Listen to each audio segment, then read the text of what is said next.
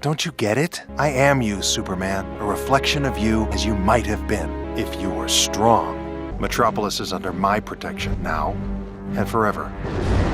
Over my dead body. Protect the people. It's why I'm here.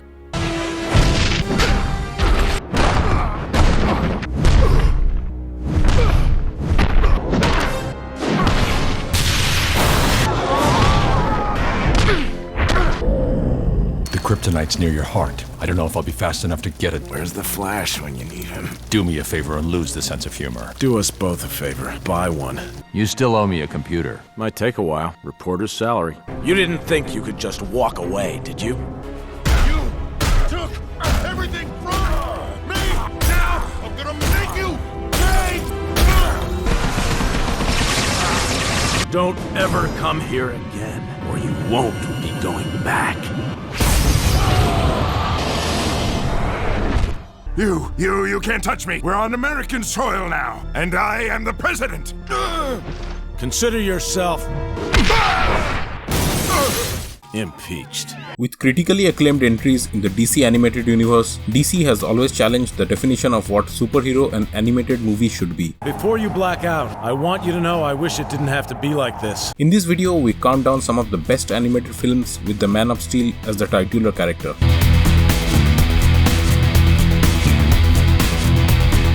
Superman vs. the Elite explores whether violence can ever truly be the answer to solve any crisis. I'm not anyone's judge and jury. My powers don't put me above the law. Although the Elite, comprising of Manchester Black, Cold Cast, Menagerie and Hat, initially assist Superman in bringing down evildoers, it doesn't take the Son of Krypton too long to realize the viciousness of the Elite's brand of justice. You killed him. No offense, someone had to do something while you were playing spastic on the floor. As the Elite declare war on him, we get an exciting battle sequence on the moon where Superman comes up with a ruse, appearing to break his code and seems to kill the other three. He actually doesn't, obviously, and only performs the charade to get under the skin of Manchester Black. I scanned your brain for abnormalities, and when I found one, I cut it out.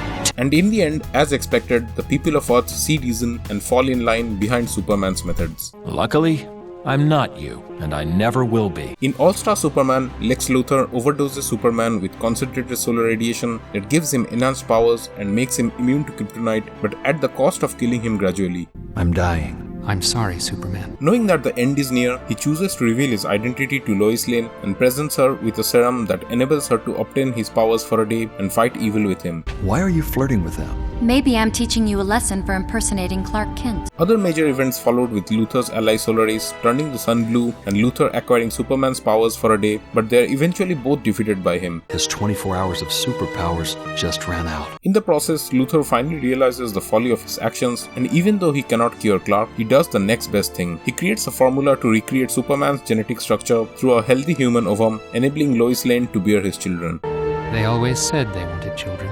Although we never get to see Superman recovering from the radiation, both Lois and we viewers retain hope till the end as we see Superman in the sun fixing it. My last adventure is about to begin. This is Superman, signing out. Superman Unbound introduced viewers to Brainiac, a cyborg that miniaturizes cities to absorb their knowledge before destroying them. Who made you God? You ask me such questions. This movie added Supergirl into the mix and reunited Kal-El with some of his family in Kandor, the Kryptonian capital, or well, at least a bottled version of it. Brainiac gives us everything we need and nothing more. Although Superman manages to make it out and alert the authorities on Earth, Brainiac makes it to Earth and encases Metropolis in a bottle and captures both him and Supergirl. Superman's love for Earth is revealed when he breaks free from Brainiac's torture and forces the cyborg to experience the chaos of life itself outside the safe, artificial environments he has created. Hiding in that little ship of yours like a coward. It's made you weak. And although Brainiac appears to be dead but really isn't, Clark manages to save the day by freeing both Metropolis and Kandor and proposing marriage to a delighted Lois Lane. Marry me. The Death and Return of Superman combines 2018's The Death of Superman and 2019's Reign of the Supermen. I'm Batman. I'm just joking. I think that's great. The first part was mostly about Doomsday and the havoc he wreaks on Earth. Created by Darkseid and designed to destroy entire civilizations, most of the League members like the Flash, Green Lantern and Cyborg are unable to match up to his raw strength. We need you, Clark. So Kal-El decides to use lethal force on the monster and breaks his neck, although not before getting stabbed to an apparent death. Superman was kinda like family, wasn't he? In the second part, 6 months after the incident, 4 new Supermen step in to fill the void. Superboy, Steel, Cyborg Superman and the Eradicator. A cyborg Superman.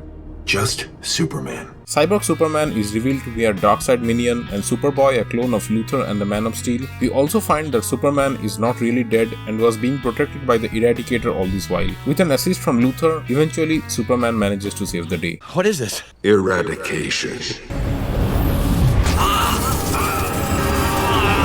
What if baby Kal-El's rocket landed not in Kansas but in the Soviet Union? Such incredible powers, Sonishka. You have to give them to the state. Well, Superman Red Sun tries its hand at answering exactly that with a propaganda brainwashed Superman who turns into a dictator after murdering Stalin. Now I save the world. Apart from philosophical questions, this movie is packed with action like Superman's battle with Superior Man and a brilliant fight sequence involving Soviet Batman, Wonder Woman and a weakened Superman. You don't understand at all, do you? It may be a game to you, but not to me. Never to me. You've always underestimated the greatest weapon of all, the human mind. But guys, this is a Superman story, so of course Big Blue turns out to be a softie in the end, and Brainiac is revealed to be the true architect of the corruption in Superman's mind. You wanted me to bring you to Moscow. A superb strategy, was it not? And obviously Superman survives his encounter with Brainiac and is revealed to be living in the USA, with James Olsen being sworn in as the president. You serve that terrorist bastard. Plant his bombs. Take lives in the Batman's name. You don't deserve to live. So I guess that wraps it up. What do you guys think? Did I miss any that you think should be on the list? Let me know in the comments below. Thanks for watching. Please subscribe and give this video a thumbs up if you liked it. Click on the little bell icon to be notified whenever a new one comes out. Don't forget to share this video with your friends. I'll see you guys next time.